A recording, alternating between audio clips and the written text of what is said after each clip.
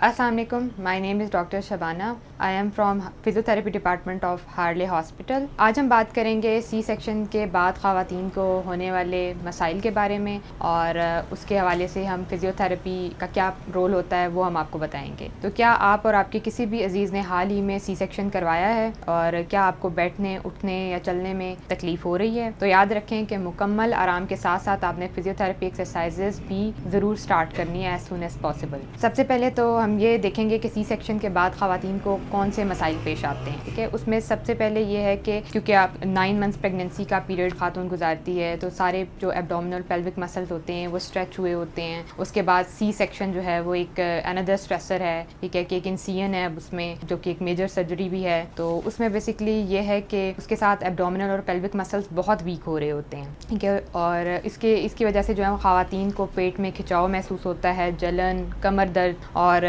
उठने बैठने चलने में तकलीफ़ होती है। कब्ज़ का मसला बहुत ज़्यादा होता है, सांस लेने में तकलीफ़ होती है बाज़ ख़वातीन को, और कमज़ोरी, थकावट ये तो आलमोस्ट सब ख़वातीन को होती है। और क्योंकि हार्मोनल इम्बैलेंसेस चल रहे होते हैं बॉडी में उस टाइम पे, तो मूड स्विंग, स्ट्रेस, ये चीज़ें बहुत ज़्यादा होती हैं। तो इन सब के हल के लिए जो है वो सही वक्त पर वर्जिशें शुरू कर देना बहुत ज़रूरी है। और आपने बहुत लाइट इंटेंसिटी की एक्सरसाइजेस शुरू करनी होती हैं जो कि आप 24 से 48 घंटे के दौरान शुरू कर सकते हैं अपनी सी सेक्शन के बाद। ठीक है, इन एक्सरसाइजेज में आपने जो एक्सरसाइजेस करनी है उनमें सबसे पहले जो है वो आप डायफ्रेगमेटिक ब्रीदिंग करते हैं। ठीक है, गहरी सांस लेने का तरीका है जो मैं आपको बताऊंगी कि आपने कमर के बल लेटना है और अपने हाथ पेट पे रख लेने हैं और नाक से जो है वो गहरी सांस लेनी है और मुंह से सांस को आहिस्ता आहिस्ता निकालना है। ठीक है, सांस आप जैसे 4 सेकंड ले रही हैं तो उसको मुंह से जब आप निकालेंगे तो 6 सेकंड तक आपने आहिस्ता आहिस्ता से सांस को बाहर निकालना है। और ये अमल आपने जो है वो सुबह शाम 5-5 मिनट करना है। इससे ये होगा कि आपकी बॉडी में ऑक्सीजन की फराहमी बेहतर होगी, रिलैक्सेशन प्रमोट होगी और जो स्ट्रेस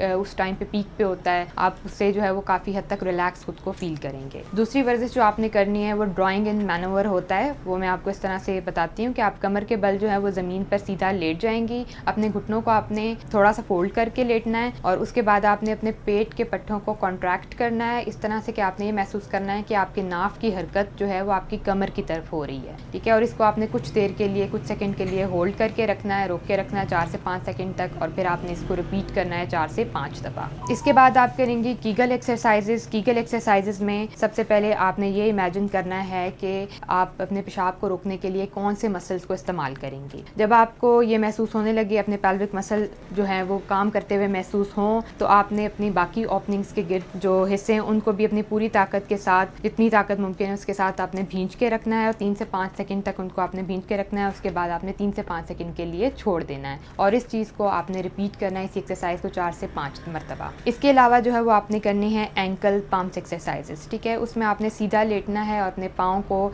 जो है वो हरकत देनी है ऊपर और नीचे की तरफ। ठीक है, और ये आप जो है वो 10-10 मरतबा करेंगे, दिन में 3 मरतबा आप करें। ये एक्सरसाइजेज जो है वो बहुत मुफीद है खून की रवानी को बेहतर बनाने में और खून को जमने से बचाने में, क्योंकि उस टाइम पे इनएक्टिविटी बहुत ज़्यादा होती है, इतनी मूवमेंट नहीं खातून कर पा रही होती, इंसिजन का पेन होता है। तो इस वजह से हम ऐसी एक्सरसाइजेज बताते हैं जिससे इतना ज़्यादा स्ट्रेस को इंसिजन साइड के ऊपर स्ट्रेस ना पड़े। और वॉक आपने स्टार्ट करनी है, short gentle walk as soon as possible. 4-5 दिन के बाद आपने शॉर्ट जेंटल वॉक शुरू करनी है और आस्ता आस्ता से अपने पेस के मुताबिक जितनी आप कर सकती हैं उसकी आपने ड्यूरेशन बढ़ानी है। और कुछ हम आपको एहतियाती तदाबीर बताएंगे इस हवाले से कि क्योंकि आपको इस स्टेज तक पहुँचने में 9 मंथ्स प्रेगनेंसी के गुजरे हैं और एक सी सेक्शन एक बहुत मेजर एक इवेंट होता है, स्ट्रेसफुल इवेंट है बॉडी के लिए, आप उससे गुजरी हैं, तो आप ये एक्सपेक्ट करें कि आप वेट गेन आपका होगा और आप 9 माह तक जो है वो कोई भी हैवी एक्सरसाइज नहीं कर सकती जो हाई इम्पैक्ट एक्सरसाइजेज हैं जैसे कि रनिंग, जंपिंग या हैवी वेट लिफ्टिंग, जब तक कि आपकी गायनेकोलॉजिस्ट, आपके डॉक्टर, आपके फिजियोथेरेपिस्ट आपको इजाज़त नहीं देते हैं। ठीक है, और मिनिमम भी इसमें 9 मंथ्स आपने कोई हाई इम्पैक्ट एक्सरसाइज नहीं करनी क्योंकि बॉडी में डेफिशिएंसीज भी चल रही होती हैं, हार्मोनल इम्बैलेंस से बॉडी रिकवर कर रही होती है।